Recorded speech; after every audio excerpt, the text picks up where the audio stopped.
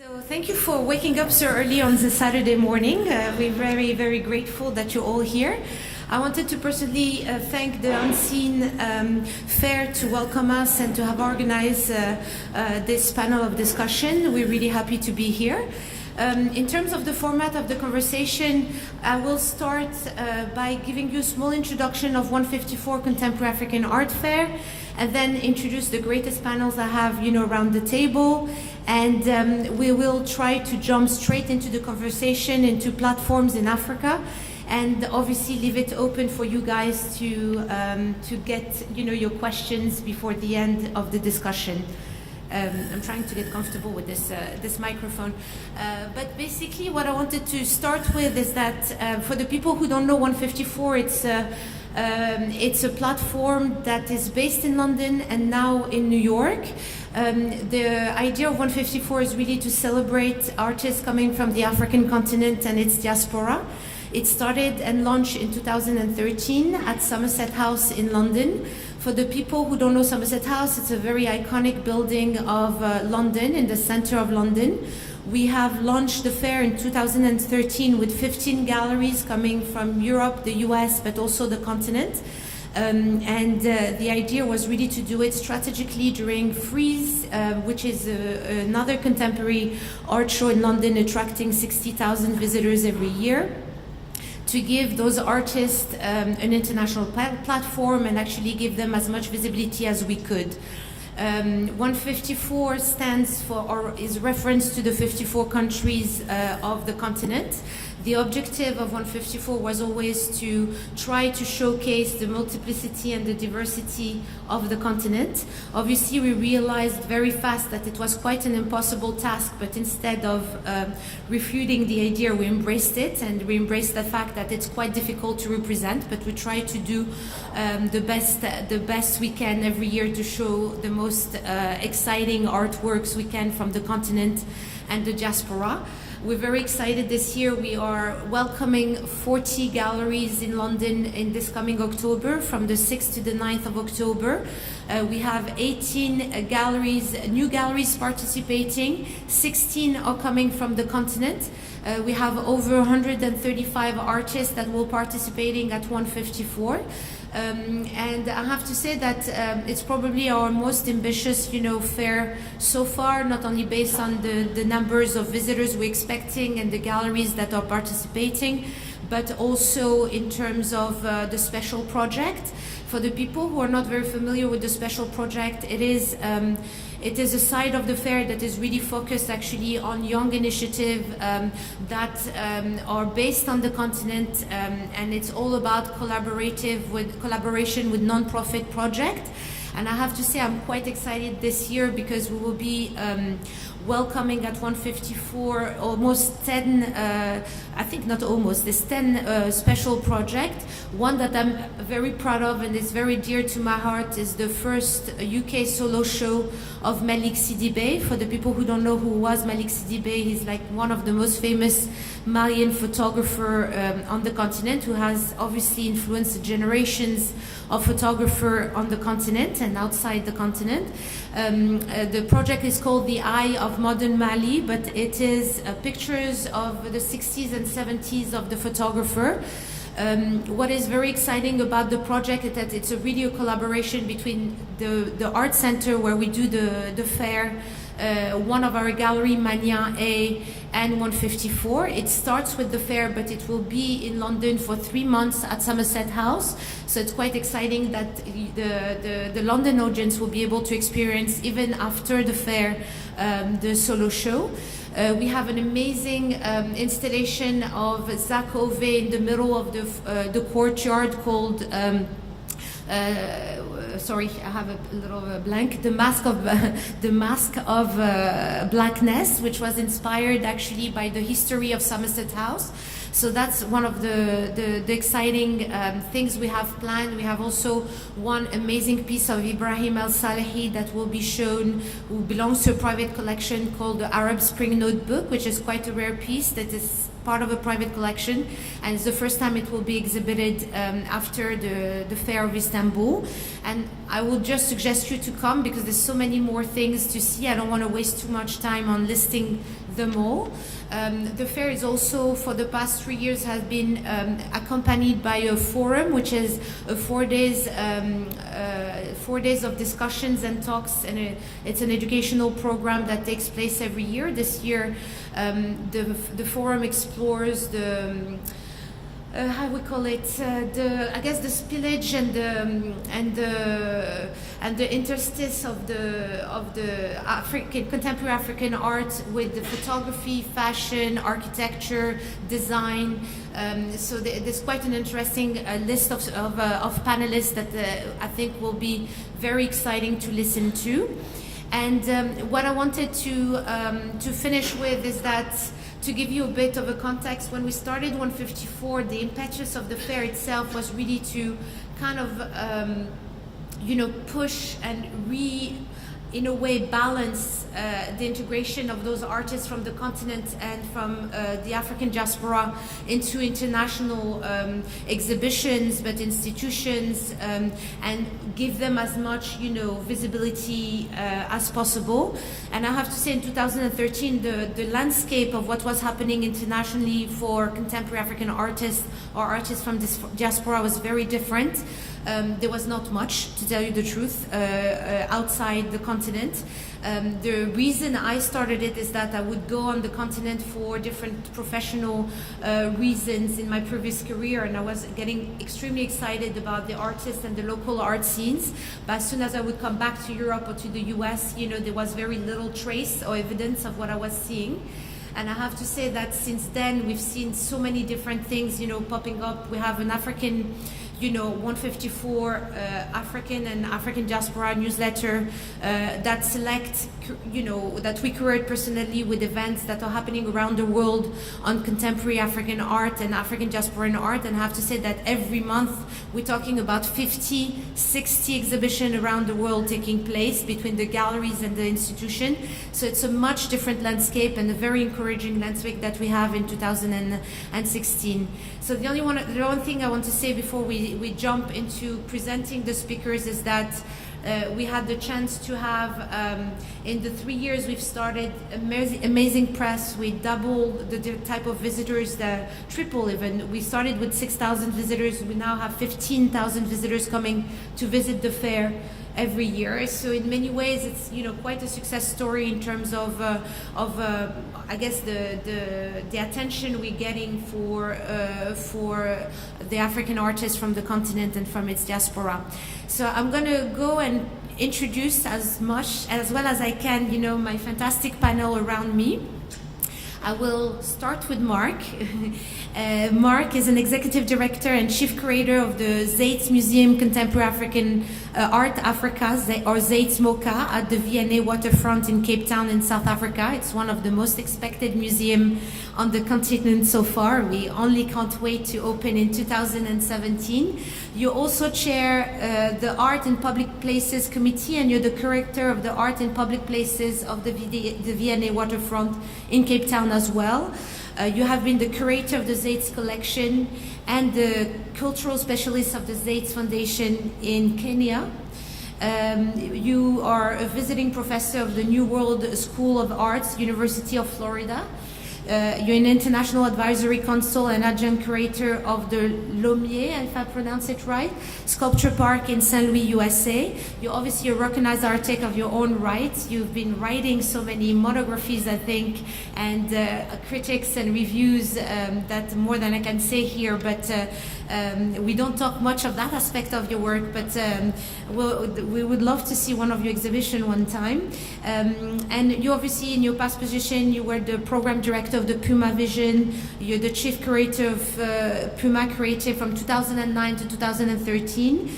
You were both the Contemporary Art Foundation and the Rubel Family Collection curator from 2000 and 2009. And you were the adjunct curator of Palm Springs Art Museum from 2008 to 2009. I'm sure I forgot a lot of things, but those are the highlights. Emeka, that I have next on my list, you're a Nigerian-born photographer. You live between Africa and Europe. You're the founder of the artistic director of the Invisible Border Trans-African Photography Project. which assemble, for the people who don't know, African artists to embark on a creative journey by road and cross-national border. The Invisible Border, your work of the Invisible Border was featured at the 56th Venice Biennale of Art in presentation titled A Trans-African Word Space. Through different projects, you have Emeka Okereke photography and project that coordinated two projects, one called Crossing Compasses from Lagos to Berlin from May to June 2012, and Conversion Vision, Nigeria, Netherlands, Photo Exchange, June to September 2012. You've been nominated in 2016 for the Élysée Prize for Photography. So we're really excited about that. I guess I want you to talk to us about that project a bit later. In 2003, you've been also named the best for young photographer of the Bamako Photo Festival. And you were a member of the renowned Nigerian photography collective Depth of Field. I think we'll talk more about your different project just a bit further. And finally, I shouldn't have said that, but started with our only North African representative at the table, Alpha Feki. You're an architect by formation, but you're also a curator that is based in Tunisia, France, Morocco, Egypt, and the Netherlands. You're the curator and the founder of Kirkena 01, the photography and multimedia. You said you don't want it to call festival, but platform in Tunisia that is taking place. The next one is next year, right? The first one is 2017. You promoted photography on national and international platform scale, founding international scale by co-founding the platform Shutter Party and collaborating with international institutions and foundations such as World Press Photo, Magnum Agency, Noor Agency, Arab World Institute, and the Goethe Institute. And you also co-founded La Maison de l'Image in Tunisia, the first and sole institution dedicated to the image, which you directed until 2015.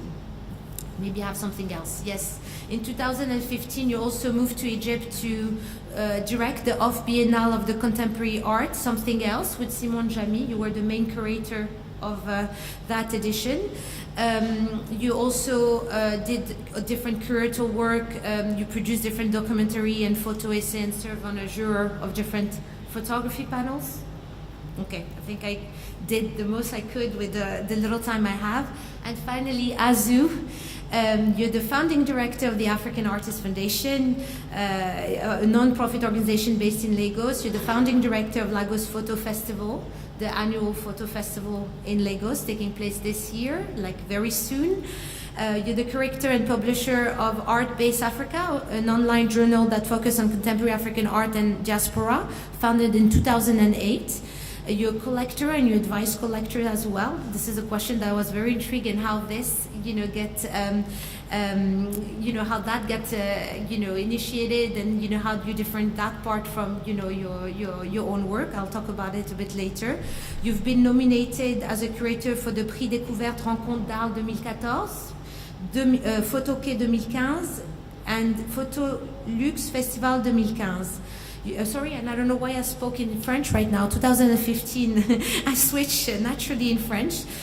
Your recent curatorial work include Day Your Lane, Lagos Variation at the Beaux-Arts Museum in Brussels, Tear My Bra, an exhibition exploring the influences of Nollywood on contemporary photography in Africa for Les Rencontres d'Art in 2016.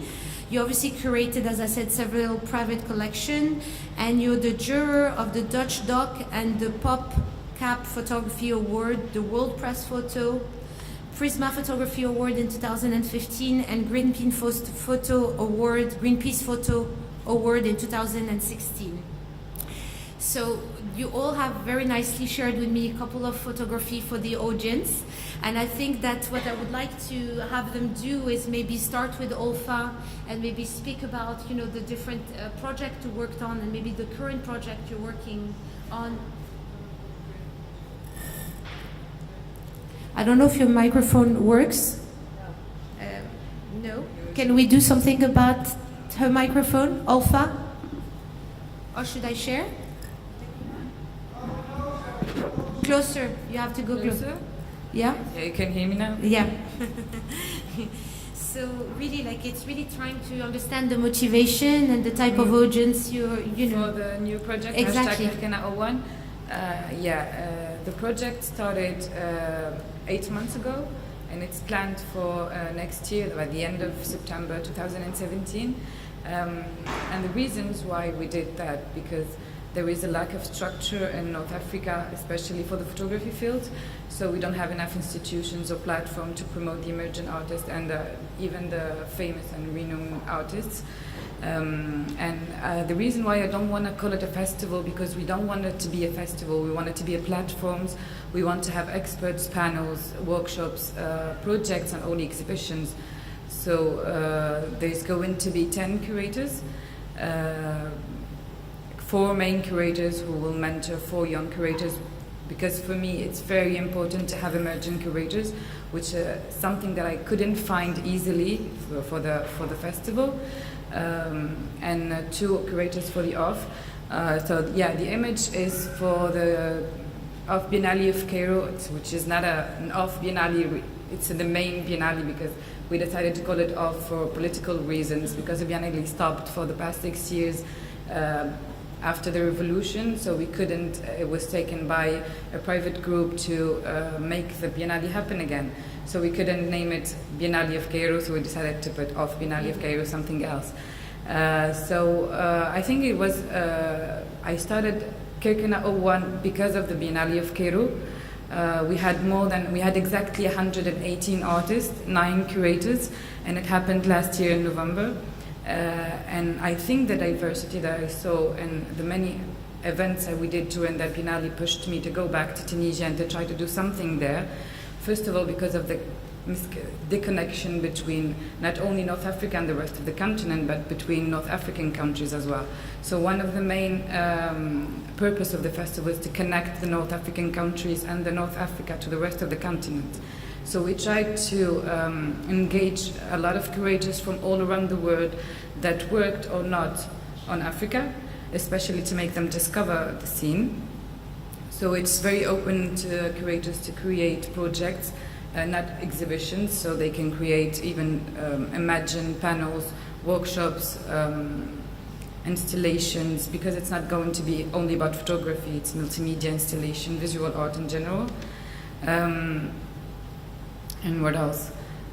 We did the curatorial residency research, the research residency in last July, so we invited the 10 curators in Tunisia, in an island, so you can see the whole team of volunteers and the curators in that image, and that in the main venue of the festival. So we chose that place to be the main venue. What is pretty important was, how am I going to do a festival in Tunisia? First I started to think, okay, I'm going to do it in a city, in the capital, and then from my previous experience, like, the most important thing for people coming to a festival or an event is to meet experts, for photographers to be able to show their work, or to talk to media, or to talk to experts. So doing it in the city wasn't the best thing to do, actually, because they're gonna get lost. Maybe like very funny reasons why I chose an isolated island in Tunisia. So it's not even a touristic island. It's in the center of Tunisia, and it's 1 hour away by ferry from the city. And I said, okay, we're gonna make the festival in an island. So once you're there, you can go out until the festival is over. And then since it's a very small island, everyone will have the opportunity to meet everyone, because there's nothing happening there. So besides the main event, there's not going to be much to do. But what kind of audience are you trying to get? We're aiming the white public, because it's very different when you go from Morocco to Egypt. The interest in art is very different. Even the scenes are very different. What I experienced working from Morocco to Egypt is that in Tunisia, the scene, for example, is very small. So besides the very small circles of artists and galleries and experts, you're always going to see the same faces during openings, during signing, during anything. And we don't have much platforms I think we have only one art center, only one museum, which is not even, it's for archaeology, it's not even for art, and like maximum 7 galleries, and they're not well represented abroad, despite the diaspora, let's say. In Morocco, it's exactly the same, but even the circles are divided.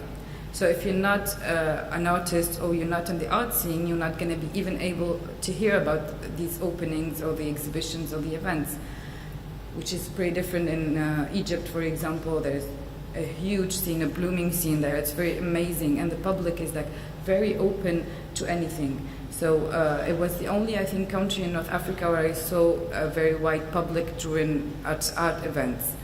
So my main purpose is to connect these countries and to make it open to the wide audience.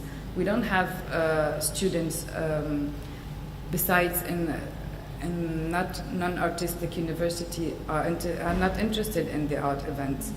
They don't even know what is happening. They don't even know when are the main events, even in their own country. So one of the main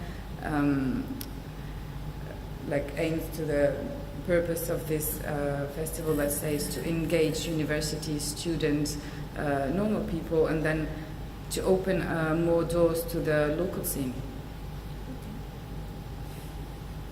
So I'm going to go to Azu now. I just wanted to also, you have like almost 10 years of experience, in Lagos when you started to now. I wanted to also share some of your, your experience in terms of audience and your platforms on the continent that I think you shared with us, and how this has evolved over time, and how you have been able to interact with a certain audience for the past 10 years, and if this audience has evolved as well. Yeah, I think that's a really important discussion. When we started Lagos Photo nearly 10 years ago, it was clear that we wanted to engage the public. We wanted to have the common person on the street engage with the images, because we feel like photography really has a transformative ability. And all of the exhibitions we have, we make sure that we have installations in public spaces. We engage the schools, we engage all of the galleries, as many galleries as possible in the main spaces, show photography during the period of the festival. And what's important I've observed from this platform really is that everyone here has been working in a new platform over the last 10 years or less. And so it's important that we're able to talk and have these conversations to shape the way we want to grow and the way we want to engage, because winning audiences is a key thing and it's a challenge for all of these multifarious art platforms.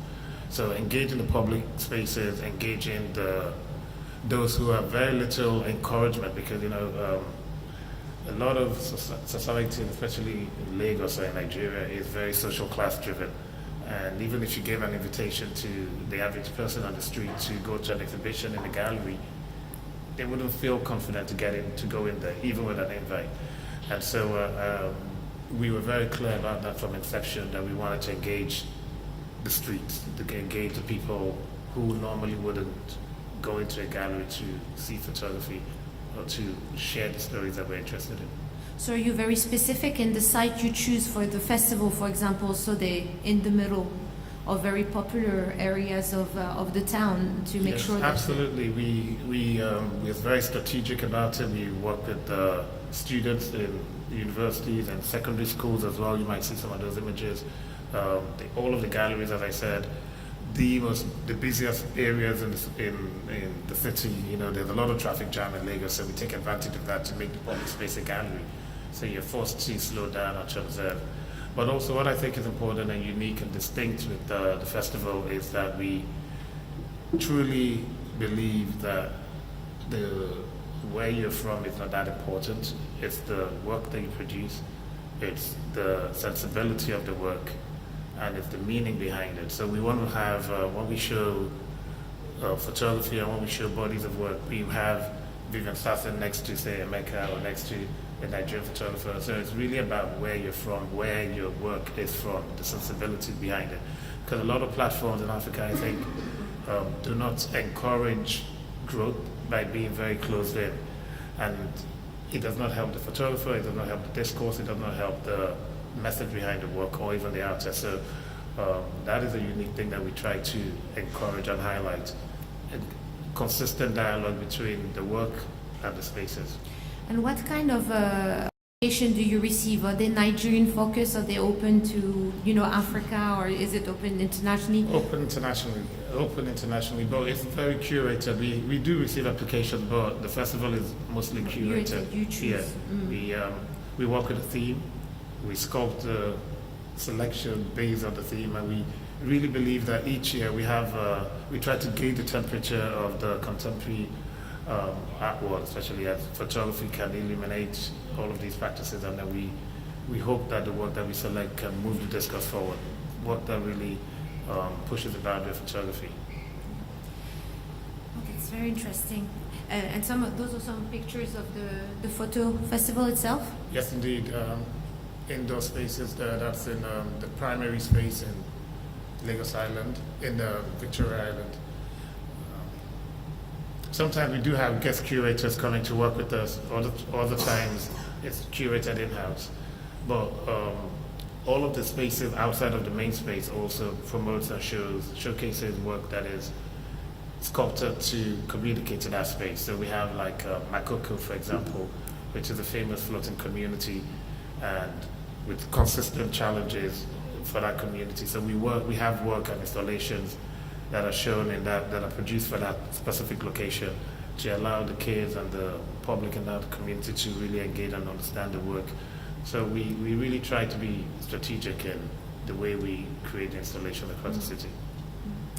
What's very interesting is I'm going to move to Mark now, but like so far we've heard about amazing initiative, but they seem to be, independent initiative, private initiative from all the initiative we've heard about, and something I guess in response also about probably the lack of government infrastructure. And I would be interesting to go after another question after you, Mark, to understand how this whole initiative are funded as well, and what kind of support also you receive from your local art scenes. It might be a quick answer on that one, but I'll be quite curious to know more.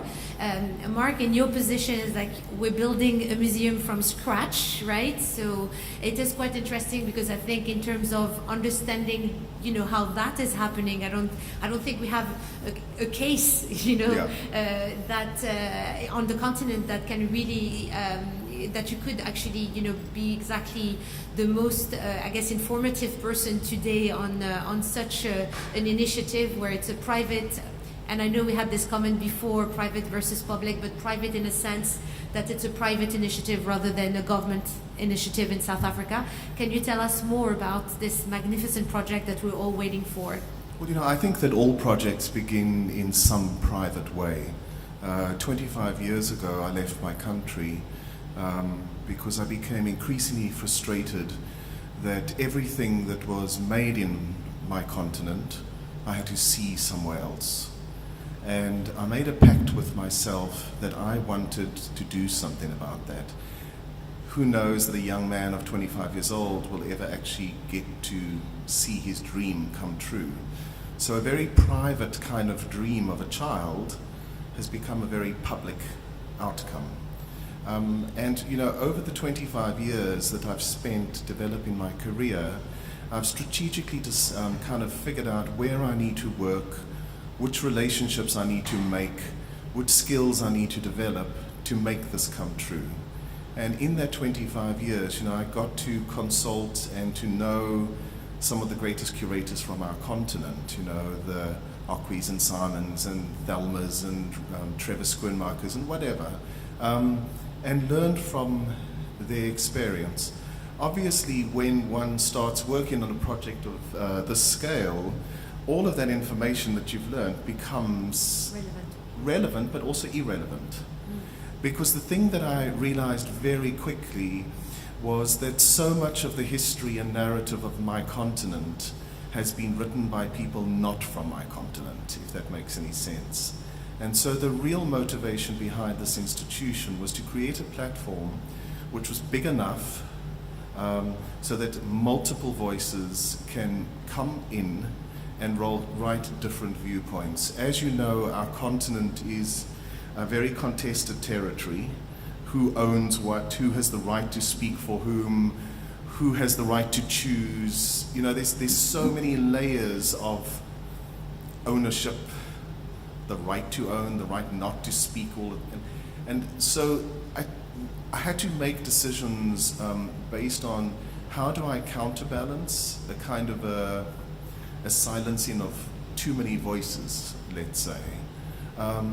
You know, and I think it's going to be a very interesting process watching as this kind of monster develops, to see to what extent the continent, the artists, the curators buy in or not, you know. And I think the success of the project is really going to be determined by a kind of collectiveness of all of us to decide to what extent we want to participate in the writing of our own history and not relinquish that writing to somebody else.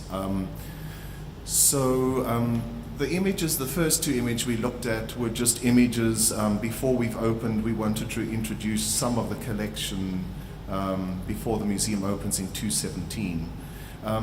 We were quite strategic in the way that we built the collection to be able to open a public museum. So 8 years ago, we made a commitment to build a major collection of contemporary art from Africa and the diaspora, specifically for a museum, not for a private person. So we try to identify seminal moments, monumental installations, pivotal kind of things, like, you know, when Edson Chagas won the Golden Lion in Venice, we bought the whole pavilion. When Nicholas Slobo did the Dragon at the Arsenale the year before, we bought that entire room. So trying to ensure that people from our continent are not going to have to go and see the Benin bronzes in the British Museum, but they can actually see it on their own continent. And I think that that context of seeing your own cultural heritage in your own place gives young people a sense of pride, a sense of ownership, and a sense of empowerment. So that was really the motivation behind the museum. To give you some idea of what the museum will do, it's 9 floors. I haven't seen the new Tate extension. I'll see it in 2 weeks during Freeze. But the scale of the museum is just a little bit bigger than the old Tate. So there's 80 galleries. There's 6 independent institutions in the museum for photography, costume, the moving image, performative practice, curatorial studies, and an entire floor for education. The collection is, I think, truly extraordinary because, you know, in the past, so much of the cultural heritage of our continent, as I said, was taken out of the continent. Now, the large majority of our cultural heritage is taken out of the continent yet again because the devaluation of the African currency, or specifically in my country, the South African rand is we're not a dollarized community, so it's a very devalued currency, which means that the greatest works are actually leaving the continent just through the free market. So we wanted to be sure that we developed an in-depth collection. We had an institution which was big enough to be able to accommodate it. It was a big challenge because what I found as I started to talk to international institutions, they grilled us about Africa. So, well, do you have climate control? What is your security like? So we almost had to be twice as good to be half as respected, you know. So we have A-grade climate control where we can maintain 50% humidity and 22 degrees and with a 0.25% change over a 7-day period. And like every wall has like metal grids in them so that you can't drive a car through the exterior. It's just completely ridiculous, the kind of extent that we had to go to show that we can function as any other museum in the world. And I just didn't, again, it's quite ludicrous because why must we even compare ourselves to something else? Yeah. I think that the thing that's become the most exciting for us is that we had to figure a kind of localized model out to keep this thing going. The budget for the project is 1.2 billion rand. Now that's not so much if you convert it into euros, it's about 120 million euros. But in the South African sense, that's our cultural budget for eternity, you know. 50% of our development budget for the museum actually came from government sources. It came from the government pension fund, and then 50% from private sources. So it's a kind of public-private partnership held in trust for the people of Africa, governed by a board of trustees, etc., etc. So very much the way that American museums function. We're building an endowment of 600 million rand so that we can make sure that the museum is sustainable long term. I really feel that the artists on the continent are ready to be ambitious, and they no longer want to be artists, they want to be stakeholders. They really want to matter, they want to have an audience. We did feasibility studies across the continent for 4 years, and we shortlisted Nairobi, Bamako, Johannesburg, and Cape Town. And as circumstance would have it, Cape Town landed up getting the museum.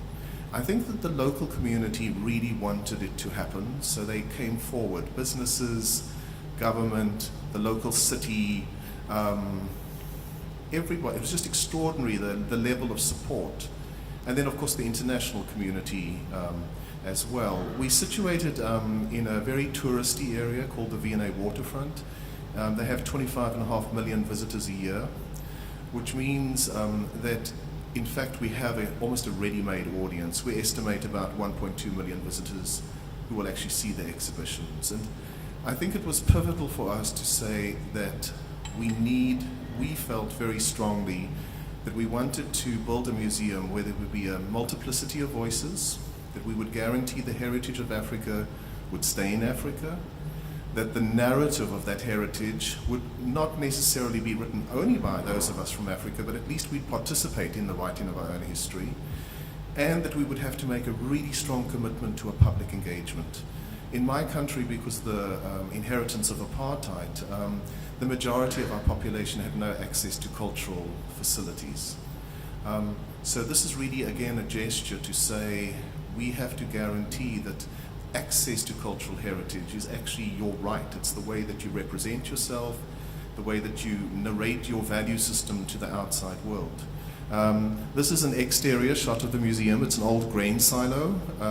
It's a fascinating building. It's a national monument, so we had to work with the building itself. The architect is the British architect Thomas Heatherwick, which has not gone uncontroversial because people said, why don't you use somebody from Africa? But I think for us, our term African is very loose. It could be somebody who lives elsewhere through forced removal like slavery or apartheid, when we had many exiles. Our greatest artists from South Africa live in Paris to this day because they had to exile themselves. People who were born in Africa 1,000 years ago, 100 years ago, or immigrated 2 days ago.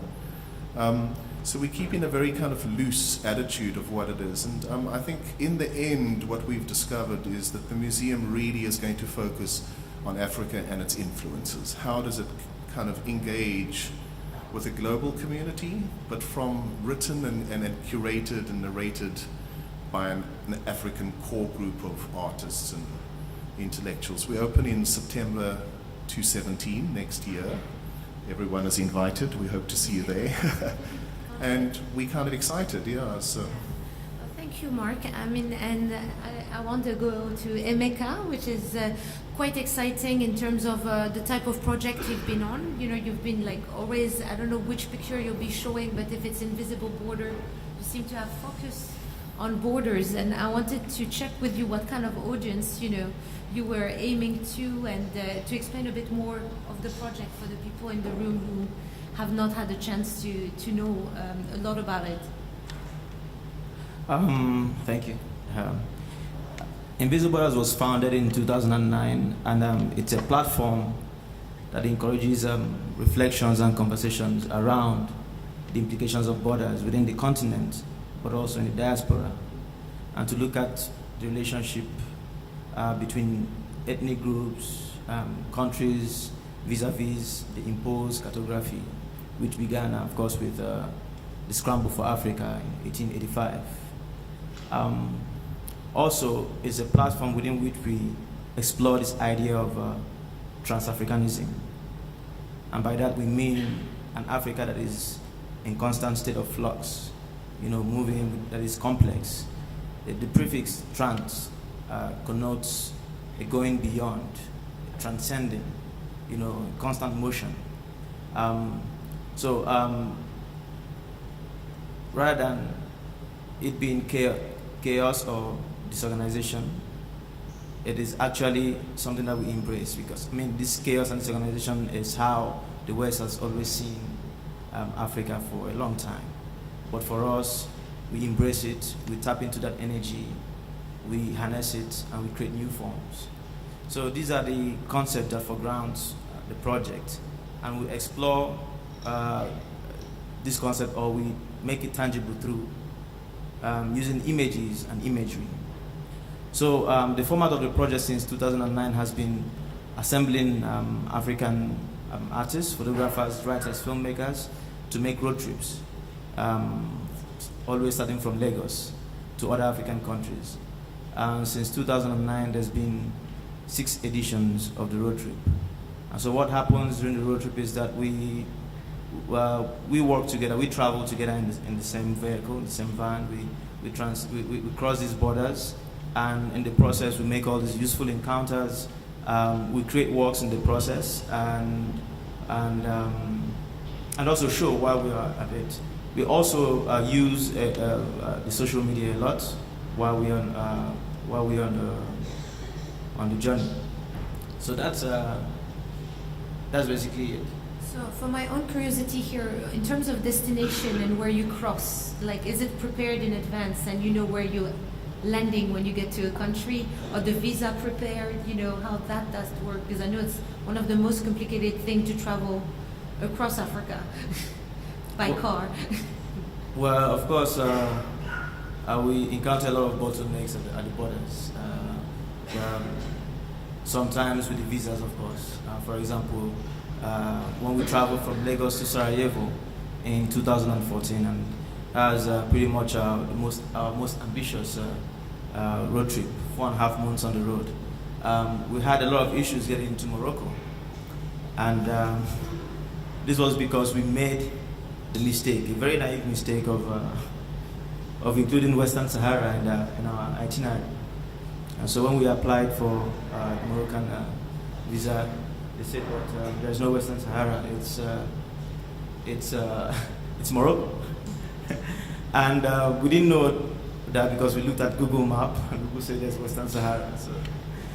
But eventually we also got to research a little bit more, and for some reason, we actually stood beside, Nigeria, our government, that says, that Morocco is actually colonizing Western Sahara, and and that complicated things. So this is just some examples of the bottlenecks that we still have, that we encounter when we travel. Well, thank you for sharing. Thank you for sharing your book. I know you told me that you're working on the book to collate all those experiences. To talk about. The project has evolved. The thinking, the thought processes. Now we're having offshoots. We thought that after 6 editions of the project, that it's time to actually articulate all the thought processes in a publication. But also, I think there's another image. Yes, this one. We've also launched our baby steps into publications, which is the Trans-African. This is basically the part of the project that has to do with the writers, because from the onset it's been photographers, writers, and then filmmakers. Now we're really developing this offshoot where we have writers writing about images and visual culture in Africa, something that we don't have a lot, because while we're doing all this work, while Mark is busy, putting together this museum, we have to actually make works, to put into them, So I think that's also where we come in, because we are constantly generating all this work, all this archive that could be articulated by other people eventually, or writers. In Invisible Borders, we recognize the importance of grooming writers who will specifically write about what is happening, who's going to articulate what is happening in the continent as we do. So that's what Trans-African is doing. The format of the Trans-African is that every year 3 writers write throughout the year, 12 months, and then it changes for the next year.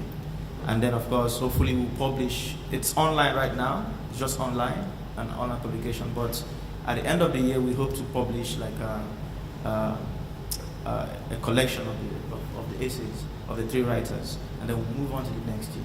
So imagine something like the African Writers Series, but on visual culture, critical essays. Thank you. Alpha, you mentioned a bit earlier and to me in an email, how difficult it was to have this lack of infrastructure, and how, your project always like proactive project in many ways because of this, missing links that you have in all the different places you've worked with. And I wanted to a bit reflect on that and understand, if there's anything that have changed. Is you have quite an interesting career, but also if maybe digital platforms and the technology today help maybe feel those bridges. Closer. But no. Closer. In some way it did, but it's like still lacking a lot of structure, especially in North Africa, because the scenes are very different from Morocco to Egypt, as I said, because for example in Tunisia we don't have institutional support at all. So like just a story to explain how we don't have that. In 2014 I created the first Tunisian pavilion in Dakar. So it was the first participation of Tunisia during the Biennale, and it was funded by a Senegalese association and an Italian foundation. So no governmental support from Tunisia. Yes, of course, digital platforms can help, but still, when you don't have something on the ground, it will not help the artist go abroad.